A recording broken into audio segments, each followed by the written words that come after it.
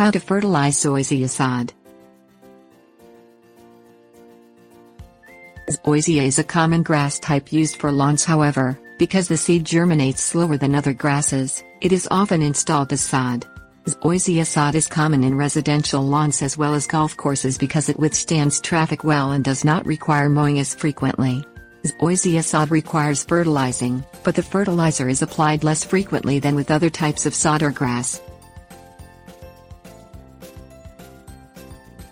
Things you'll need: balanced granular fertilizer, fertilizer spreader, tiller or pitchfork, high nitrogen fertilizer, winterizer fertilizer. Fill a fertilizer spreader with a balanced granular fertilizer, such as 10-10-10 or 10-6-4, before installing the Zoysia sod on the ground. Use the application rate suggested by the manufacturer or work it into the top 3 to 4 inches of soil using a tiller or a pitchfork. Wait 8 weeks after installing the Zoysia sod to allow the roots to firmly attach to the underlying soil. Fill a fertilizer spreader with a slow-release, high-nitrogen fertilizer. Push the spreader over the lawn in side-by-side rows, applying it at the rate indicated on the packaging. Water well after application to dissolve the fertilizer.